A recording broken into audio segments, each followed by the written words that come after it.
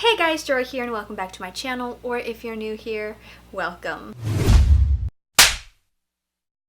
For the month of July, I read a total of 7 books. I finished 2 books that were brought over from June, and I started and finished 5 books in the month of July. I want to say July is my best reading month so far this year, and quantity-wise, not in quality, because the average rating that I had this month was between 96% to 83%. That comes out to be 4 to 3 stars in the star rating system. I don't know whether I was just in a funky mood or I forced myself too much to read, but either way, hopefully for the month of August, I get lucky, you know? So without further ado, let's just get started. The first book I finished in July was We Hunt the Flame by Hafasa Fasil. This was the June pick for the Barnes & Noble YA book club, which I host. We follow 2 characters, Saphira and Nasir. Now, Saphira is the hunter in her village. She braves the Ars, which is the darkness that has cursed her forest. And by some miracle, she is the only one who can enter that forest and not go crazy. But to be the hunter, Saphira disguises herself as a man. If the village were to find out that the hunter was a woman, all of Saphira's effort to help would have been rejected, as well as she would have been punished, because in her village, a woman cannot do what's considered to be a man's job. Then we have Nasir, who's the king's personal assassin and his son. If the king finds out that someone is defying him, that's when Nasir comes in to...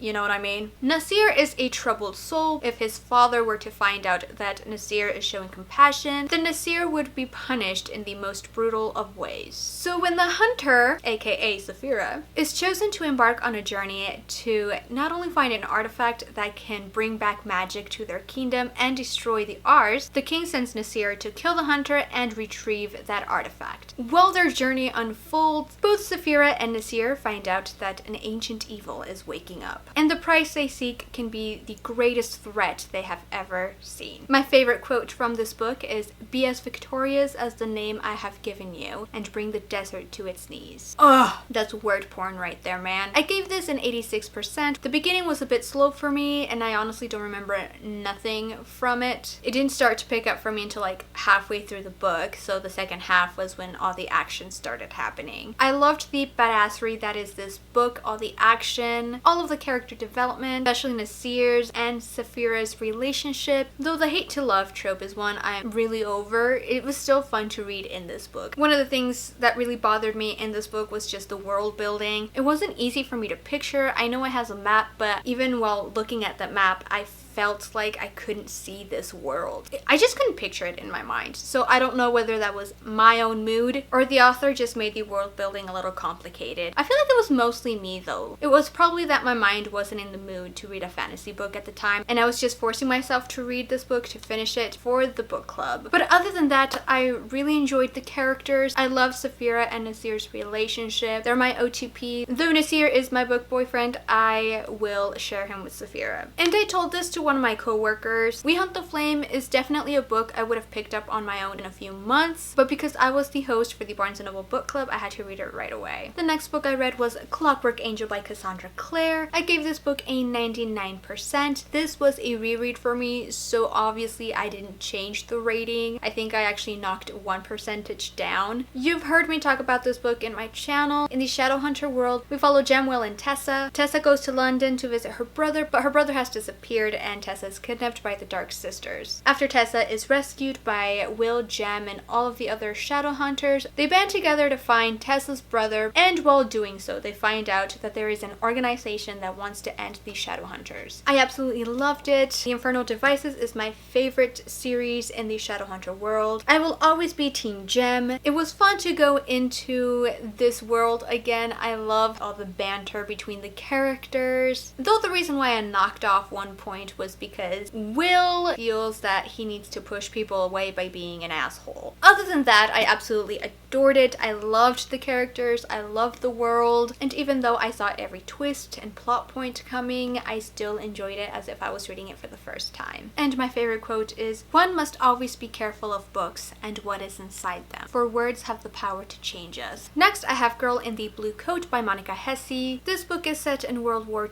II, and we follow young adults and all the the choices that they have to make during that time. Haneke, while grieving the loss of her boyfriend, decides to work in the black market, getting illegal goods to other people. Sort of like perfumes, the good kind of coffee, and chocolate. One day while she's making a delivery, one of her customers decides to ask her to help her find a girl that she had been hiding. Haneke, wanting nothing to do with it, decides to just leave and forget the conversation had ever happened. But the next day when she returns to her customer, she decides to help. I was very disappointed because I thought we were going to be following Haneke as she's investigating what happened to this girl, but no. I think after the initial time that she decides to help, she only does one thing to investigate. I don't understand why it's classified as a mystery book when it's not that. I was severely disappointed in that aspect. When we come to the end and everything is revealed and we find out what had happened, I was just like, what? How? Why? No. Ugh. I don't understand what it is that Haneke did to be able to come to this revelation. She didn't investigate anything. She didn't really look for this girl, and in the end, bam.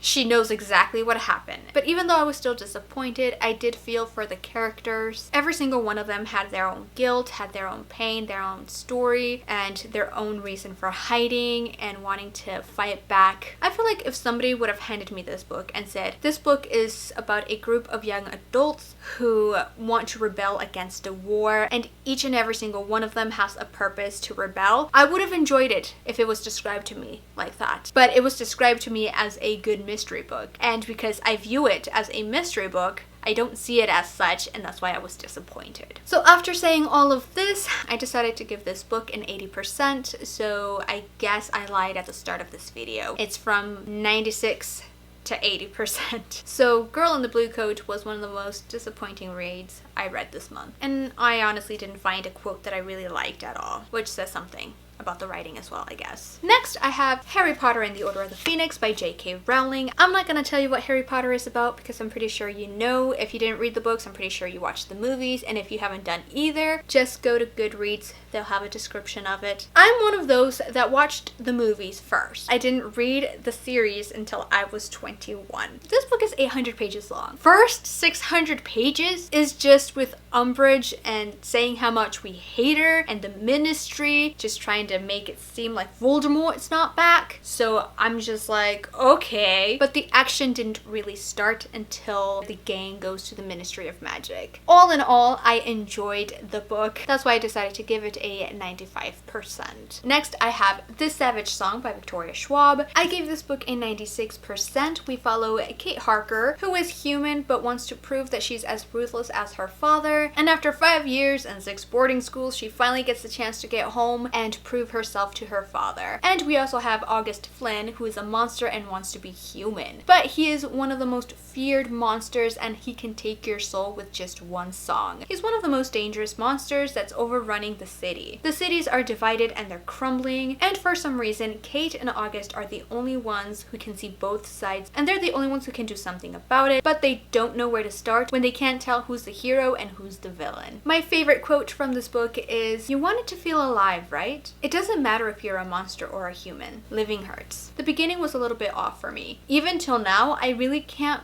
pinpoint what it was. I don't know if it was the story, I don't know if it was the world building, I don't know if it was the character. I can't figure out what it was that just made me feel like it was meh. Once it picked up, I could not put this book down. I love how morally ambiguous the characters were, and I love how August and Kate are so mirrored in each other, both wanting to be something they're not and fighting who they really are till the very end. Even though I figured out the ending by the middle of the book, I still enjoyed the story, and I can't wait to read book 2 in this duology. Next, I have Harry Potter and the Half-Blood Prince by, once again, J.K. Rowling. Now, this was a surprise for me because in my Goodreads, the first time I read it, I had it on 5 stars. And now that I read it, I actually changed the rating to 4 stars, which comes down to 94% for me. Don't get me wrong, I loved the story, but again, nothing really happened in my opinion. We learned more of a backstory towards Voldemort and why he turns the way he did, and even though I feel like nothing happened, I still loved the story. I still loved the characters. I loved how much they have grown. They made me laugh, they made me cry, and that ending always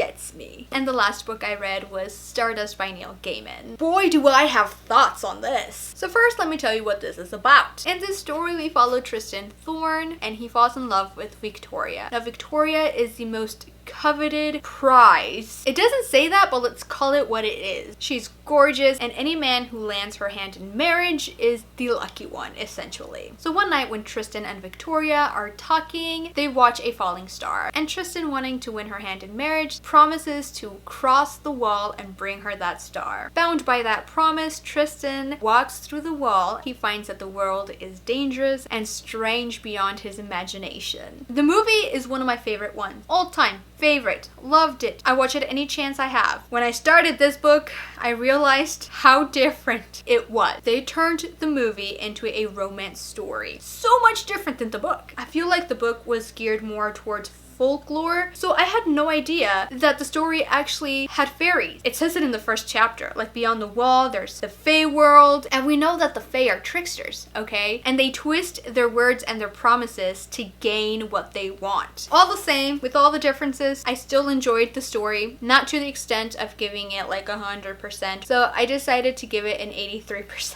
It's just so different. It was both magical and weird, but it wasn't my cup of tea. Alright, so those are all the books I read for the month of July. Let me know down in the comments below, did you participate in any of the readathons? And if so, how many books did you read? Thank you guys for watching. Please make sure to give this video a big thumbs up if you liked it, and subscribe if you want to see more of my face, and I'll see you in my next video.